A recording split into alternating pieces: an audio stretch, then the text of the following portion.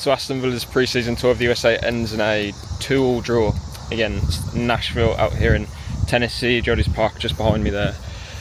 Villa were leading, obviously for the most part, and they went 2-0 up actually around the hour mark. It was Daniel Marlin that put Villa 2-0 up. Ollie Watkins scored Villa's opener, a nice header, too powerful for Schwark, the Nashville goalkeeper. Luca Dean's cross and Watkins' header, then Daniel Marlin chopping inside the box after being played in by Jimo Aloba. Yuri Tielemans not shirking a tackle just before that to win the ball back.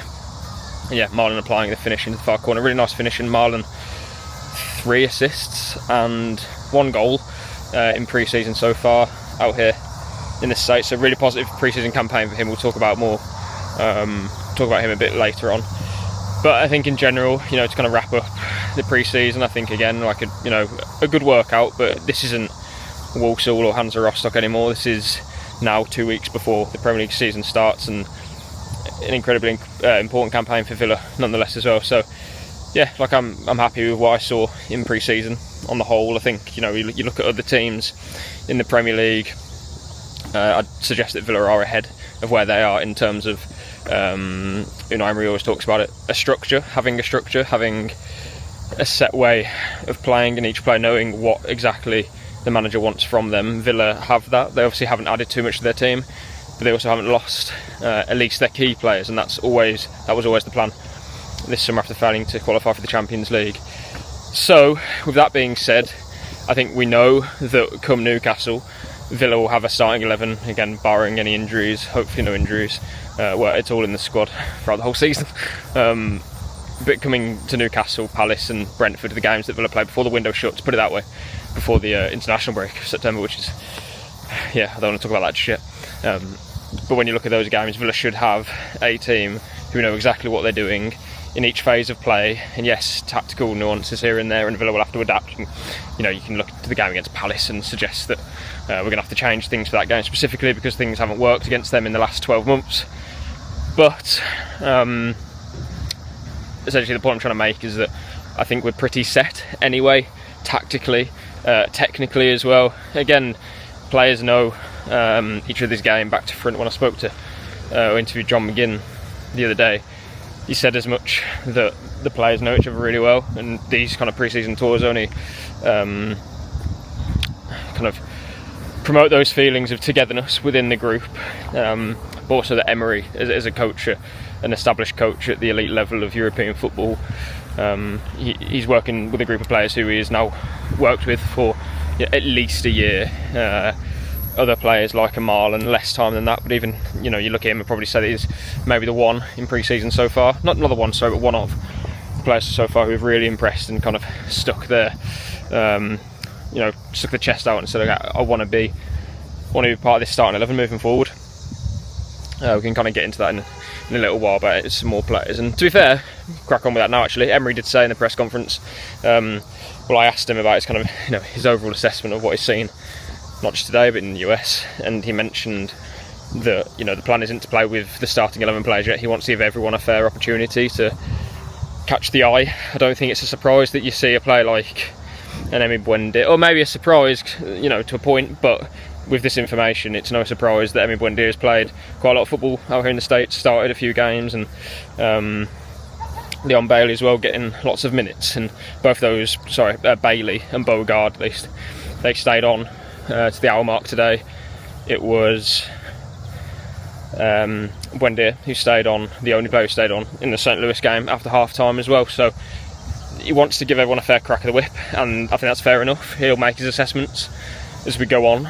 Again, we're 2 weeks away from the Premier League season starting, but just under a month from the transfer window ending, so a lot of time to do business. And there's a reason why teams don't complete all their business at the end of June or even the start of July or at the end of July. It's always going to be a busy period as you go on, and especially for a club like Villa, who, I'm not going to get into it now, but PSR rules, UEFA SCR rules, all those different things. And Emery mentioning again in his press conference today that there's 6 more teams. You said 7, but we can absolutely agree that 6 teams have more financial power than Villa to bring in players. And if Villa aren't going to get into the Champions League, then they're going to have to well, they have to keep their powder dry, because if they do spend above their means, you're looking at points deductions, you're looking at UEFA bans or whatever it may be, like further down the line. So yeah, Villa are, doing everything they can to stay in the rules and also have a competitive squad. And again, when I spoke to John McGinn, if you look at someone like a Boubacar Kamara signing a new contract, McGinn said he's one of the best midfielders in Europe, and it's only Nashville, but he ran the show for the first half. I thought of maybe one stray pass, but apart from that, geez, like every tackle he makes, every loose ball that's there, it's like he's playing on a different sort of, well, he is playing on a different level. Let's kind of have it right. These are MLS players, and with all due respect, Kamara is obviously levels above that, but even through a lack of fitness, that didn't show for me. Him and Amadou Onana are still capable of running in midfield, even though Kamara's had quite a few more games, or two, but probably 2 halves of Walsall and Hansa Rostock. But even with a limited base of fitness, their impact is still really big on this Villa team. And I included Onana in that because I do believe he'll have a big season next campaign. But just quickly on Kamara, I think sometimes you can get lost in this Kamara the destroyer, Kamara the player who wins the ball back, Kamara who feeds the more creative, dare I say it, not talented, but skillful, shall I say, players in the side. But actually, you look at what he was doing today, and even throughout last season and previously, some of the balls that he can produce in behind, some of the kind of creative patterns of play that he can combine with players to produce, and he can pick a lock. It's kind of a deep lying playmaker. I think that's something that he can improve on, because he has the base of kind of skill to do so, and we do see that. And I think hopefully next season and even beyond, I think that's Kamara's next level. We know he's so good at one side of his game, and he's definitely got in his locker to produce the other part, which makes him probably an elite midfielder. So hopefully we can see more of that moving into next season. We definitely saw some of it today in the first half, clipping balls to Leon Bailey a couple of times, to Luca Dean too, creating opportunities for Ollie Watkins. So yeah, really impressed by Kamara, but that goes without saying. Bogard, just kind of going back to where I was earlier in this video about players who are trying to force their way into the thinking. He's obviously getting a lot of minutes as well in this pre-season, and it's an interesting one with Bogard because he signed a new contract, didn't he? I don't know, was it March maybe, or February? And then didn't play for a long time, or didn't play at all, sorry, after the Crystal Palace game that Villa lost 4-1. Was in the squad for like 2 of the last 10 or 9 games of the season. Not totally sure what the issue was there, whether there was an injury issue or maybe it was just a lack of minutes because there was competition in his place. However, you can't deny this versatility. It could be really important next season, so that's something that I'm looking forward to seeing in the coming weeks, really. What's the plan there?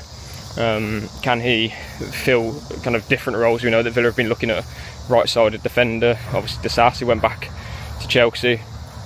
Can Bogard, can he fulfil that role without Villa spending any money? That would obviously be well appreciated within Villa's transfer committee, because obviously spending is so limited at the moment. But of course, someone like a JD Camvot who Villa have moved for, can they get that deal done? Would that change Bogard? I don't know, but either way, Bogard is a player who can play right back, centre back, defensive midfield. It's a lot. There's a lot that he can bring to the team. Quickly go back to Marlon, because we talk about versatility, and something that Unai Emery, lauds and has spoken about previously in press conferences. And I'll always remember him talking about how Morgan Rogers and John McGinn are like the kind of archetypal. That's what I want. I want a player who can play across 3 different roles, 4 different roles, all in the space of whenever, 10 minutes at the end of the game, the whole match, or just a 90 minutes in one position and the next game the other, to keep other managers on their toes. More flexibility, more options. If there's injuries, a player can move into that position as well. So Emery loves versatility, we all know that. And for Marlon, I think what kind of a question mark for me is, okay, well, is he able to play that backup to Ollie Watkins? I mean, it's only pre-season, so I think we need a bit more time in terms of genuine Premier League matches to find that out. However, Ollie Watkins' kind of durability would suggest that we may never find out. However, I say that kind of in jest, because there will be moments where Watkins is tired and you need something new on the pitch, something fresh, and in different games it won't always suit. So we'll see. I think if I'm Villa, you probably do bring in a new forward to kind of help that load. Marlon scoring today is fantastic. He looks sharp. However, if you say, okay, well that means he can, play that role as a striker as well. I don't know. We'll have to wait and see. And of course, he can play as a number 9. He did it in Holland, obviously. Coming through youth ranks and at senior level as well, scored lots of goals. But it's another thing to do it in the Premier League. So yeah, that's going to be an unanswered question for me until we see it in the Premier League. I'm not doubting it. I'm just saying that we need to see it to believe it. But the signs look good. Where else can we go? It's a shame that Villa haven't kept a clean sheet so far this summer. I mean, results don't matter, right? But it's always nice to build these habits early on, especially when you're playing competitive games. But now that we are kind of edging closer to the season, you want to see these things. So to kind of round off this video, I'll quickly talk about that and something else that's I've got a bit of a worry about. So clean sheets. Villa last season struggled to keep them. However, at the back end of the campaign they were more solid and resolute.